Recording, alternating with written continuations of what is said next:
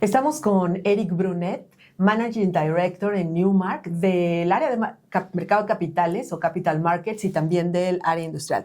Gracias por estar con nosotros, Eric. Y hoy vamos a hablar de un tema que me parece que es relevante, ha sido tema de conversación en los últimos 3 años, bueno, en los últimos 30 diríamos, desde la apertura comercial, pero este interés que existe y el tiempo presente en el mercado industrial, pues nos está llevando prácticamente, si lo pudiéramos segmentar así de fácil o de escueto, a dos extremos, la parte nacional, manufactura, y la parte que también tiene su componente logístico, pero enmarcarnos en lo que está sucediendo en Ciudad de México. ¿Cuáles serían tus primeras impresiones de estos dos grandes temas?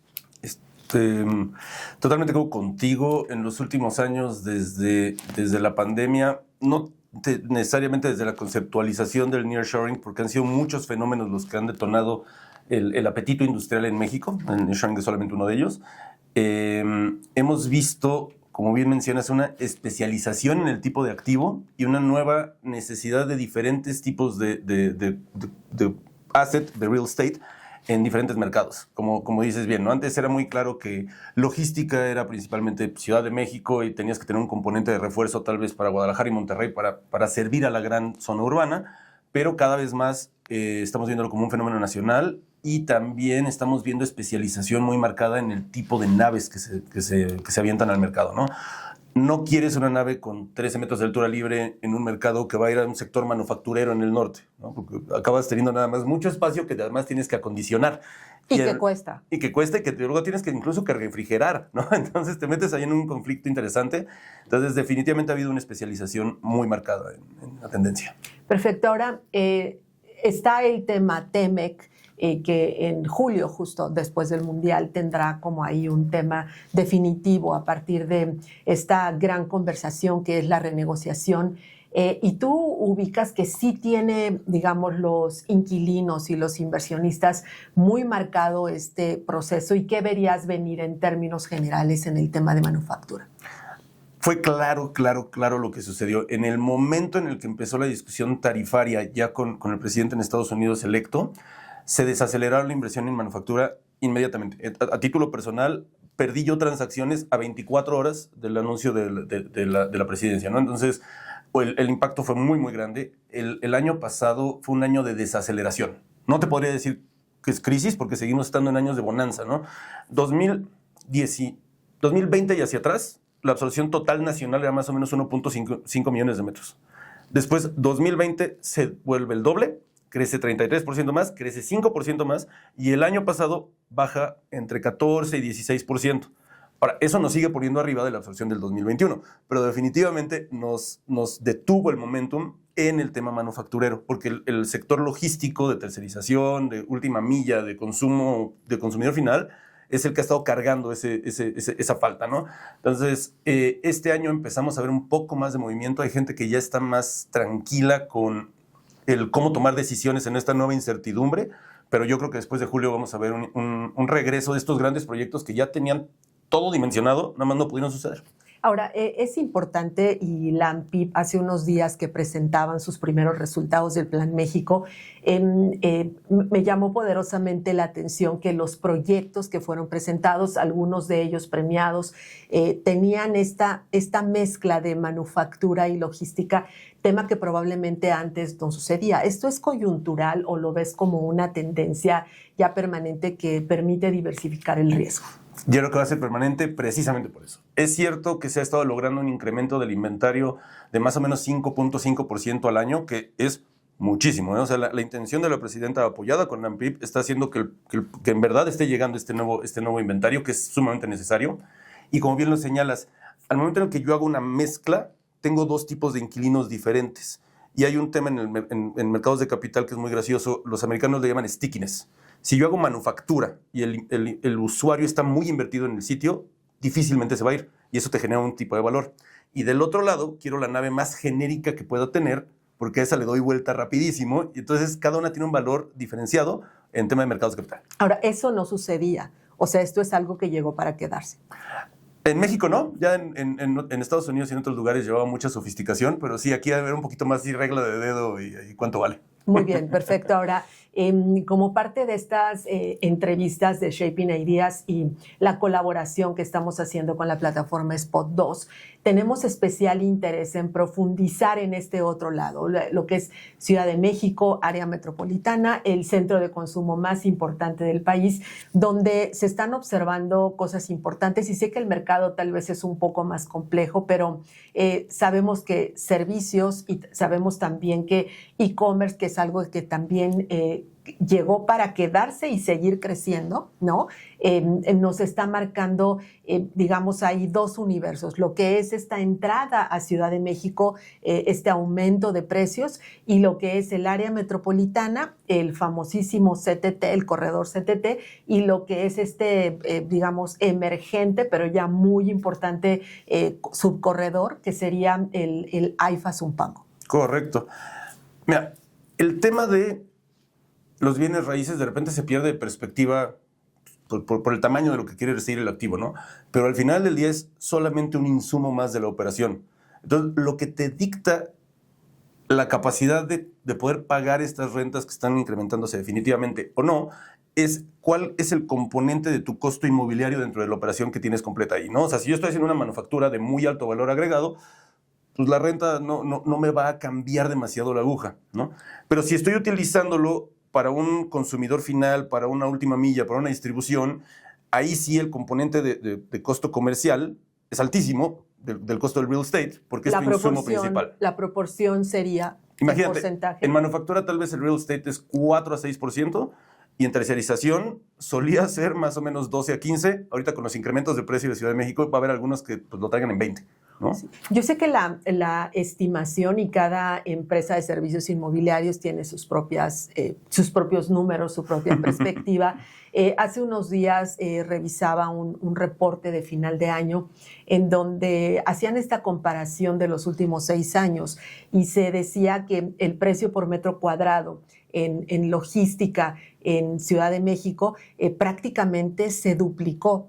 Y también se decía que, aunque no duplicado, pero que sí hay un incremento importante en CTT y ahora lo que viene para Zumpango AIFA. ¿Cuáles serían estas proporciones y hasta dónde se puede estirar? Es decir, hasta dónde la necesidad de las empresas involucradas, dado que 90%, según igual este mismo reporte, de la demanda de espacios logísticos en Ciudad de México y área metropolitana provino del e-commerce.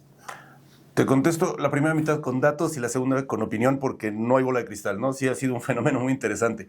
Definitivamente el incremento de los precios de renta, en donde antes podías encontrar rentas de $6.50 metro mes, hoy encuentras un promedio de 11.43, y ya hemos visto cierres en los que la más mínima modificación al espacio te lo puede llevar a rebasar el 13 o el 14. Entonces, sí hay espacios muy específicos en los que se ha duplicado el costo de la renta en el span de 6 años, como bien señalas, y también, como dices, se están creando estas válvulas de escape, ¿no? En donde me salgo de la 57, me salgo del tiro directo, pero empiezo a encontrar espacios que ya no están en 6, ¿no? Ya ese número ya no existe, pero me puedo acercar a cosas más cercanas a lo que tenía antes. Entonces, estamos viendo una migración de las empresas que sí necesitan estar sobre esta parte de la ciudad, y las que no, ¿no? O sea, si yo traigo un componente un poquito más de manufactura o de ensamble, o no traigo una necesidad de atención inmediata al cliente o entrega de proveeduría, puedo separarme un poco, y entonces voy a hacer una muy mala analogía.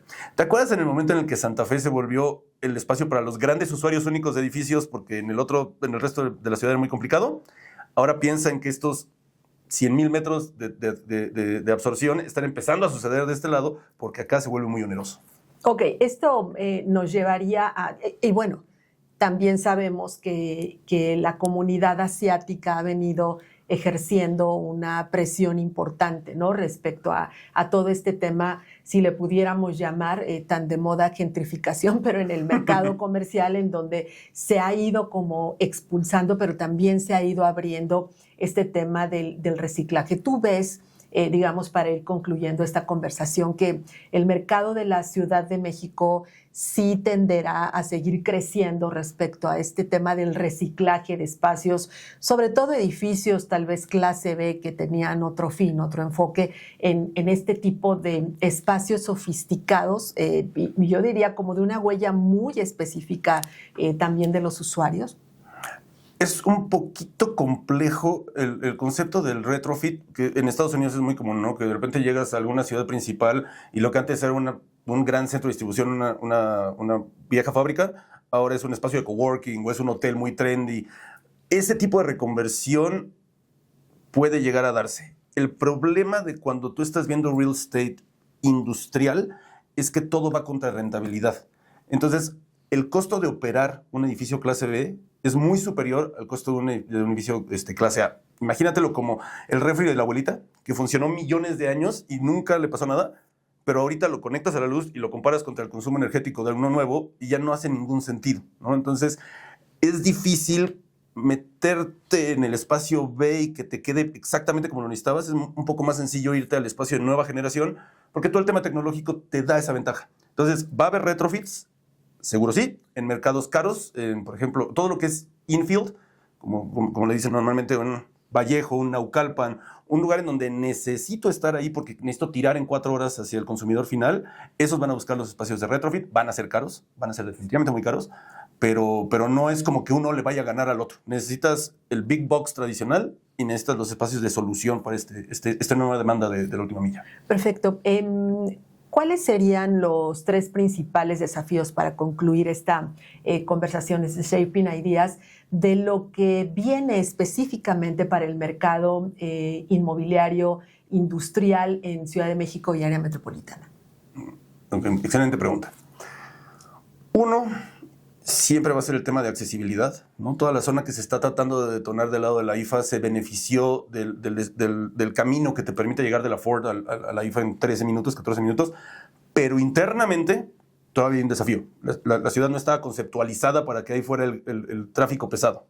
Entonces, el tema de acceso va a ser uno que siempre es una de las primeras cosas que hay que solucionar para que una zona se detone en industrial específicamente.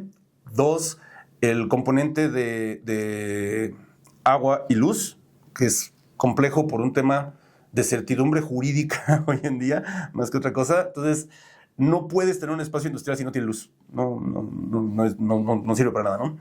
Y el tercero es la especulación de los terratenientes, porque los desarrolladores no han estado incrementando los precios de las rentas porque puedan, ¿no? O sea, nadie es malo aquí. El problema es que yo tengo que modelar en mis flujos el costo adicional de traer la luz que antes no existía, el costo de la urbanización que antes no era problema, el tema de la especulación del terrateniente que ahora me está poniendo el insumo de mi proyecto a 2, 3 veces el nivel.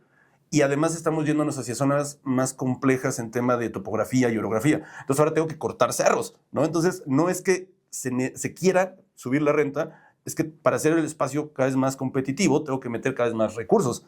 Entonces, en la proporción en la que se entiendan las partes, no se nos sale el mercado de parámetro y no se vuelve más complejo.